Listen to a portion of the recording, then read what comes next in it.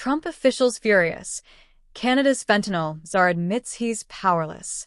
The uproar over Canada's handling of the fentanyl crisis erupted with a headline that instantly caught global attention.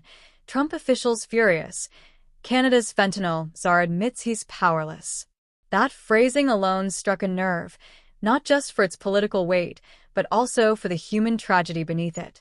The fentanyl epidemic continues to devastate families in both the United States and Canada, and the idea that the official tasked with coordinating Canada's response would acknowledge limits to his authority immediately raised alarms across borders. This wasn't a minor slip or political gaffe. It became a lightning rod for outrage and deepened tensions between two nations already wrestling with how to manage one of the most lethal drug crises in modern history. Trump officials' fury stems from months of pressure on Canada to tighten its borders and curb fentanyl flows.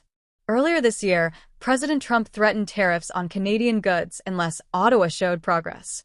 The threat was paused when Canada appointed a national coordinator, quickly dubbed the Fentanyl Czar, to streamline efforts and reassure Washington. But when the czar admitted publicly that his role lacked real enforcement powers, U.S. officials saw it as proof that Canada had overpromised and underdelivered. Kevin Brusso, former RCMP deputy commissioner, was welcomed as Canada's fentanyl czar for his integrity and experience. However, his role focuses on coordination, not direct command. He can convene meetings and shape strategy, but lacks authority to issue binding orders or act unilaterally. His admission of these limits quickly became political fuel in Washington, where Trump officials used it to argue that Canada was falling short in addressing the fentanyl crisis.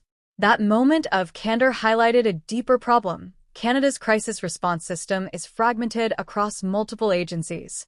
The fentanyl czar role was designed not as a superminister with extraordinary powers, but as a bridge builder between departments like public safety, health, border services, and intelligence. In theory, such coordination is vital, since the drug trade spans law enforcement, healthcare, and international diplomacy.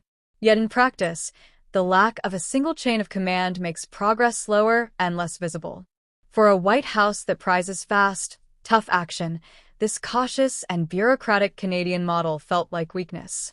To be fair, Canada has taken important steps. The government has poured billions into border technology, new canine units, drug analysis centers, and intelligence sharing programs. The Strong Borders Act, coupled with expanded immigration and customs reforms, was introduced to bolster enforcement capacity. Canada has also moved aggressively against international cartels, even designating 7 Latin American groups as terrorist organizations to freeze their assets and disrupt supply chains. These actions demonstrate intent, but the symbolism of a czar who admits to being powerless overshadowed these gains in the eyes of U.S. officials and media commentators alike. Adding complexity, data shows that less than 1% of fentanyl seized at the U.S.-Canada border actually originates in Canada.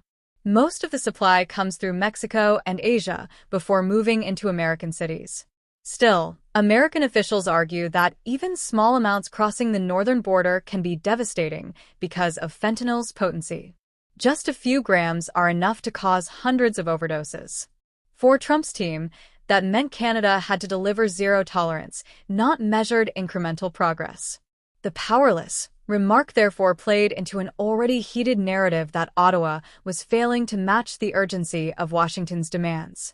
President Trump's political strategy thrives on applying pressure.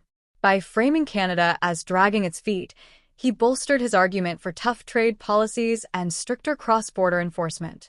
In his speeches, he linked fentanyl deaths directly to foreign governments' inability to crack down, portraying it as both a national security issue and a moral failing.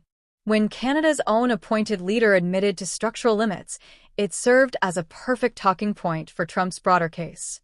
To his supporters, it proved that only the U.S. could take decisive action, and that allies must either step up or face consequences. But there's another side to this story. For many Canadians, Brusso's honesty was refreshing. It acknowledged that no single person, no matter how experienced, can single-handedly fix a crisis that touches every layer of society. The fentanyl epidemic is not just about smuggling or border control, it's also about addiction, poverty, trauma, and healthcare.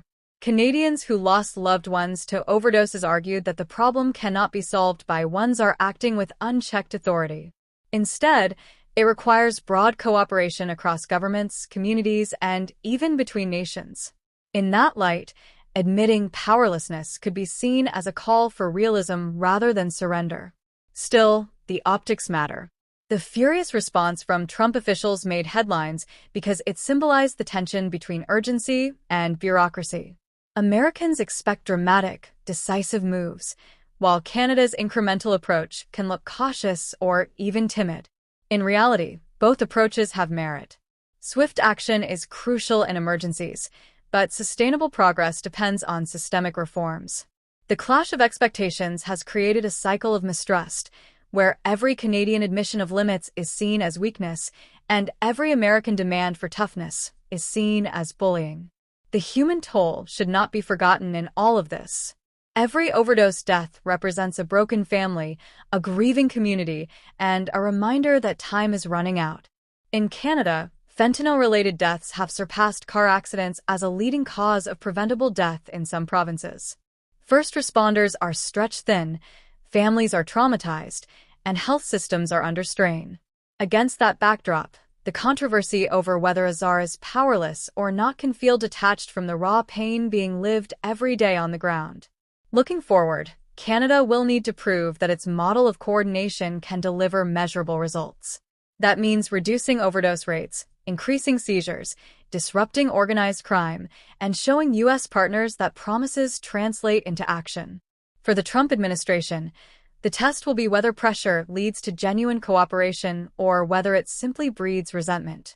The fate of cross-border trade, diplomatic goodwill, and public trust could hinge on how both sides navigate this volatile issue in the coming months. In the end, the headline Trump officials furious.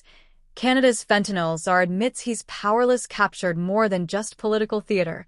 It exposed the difficulty of confronting a modern drug epidemic that defies easy solutions.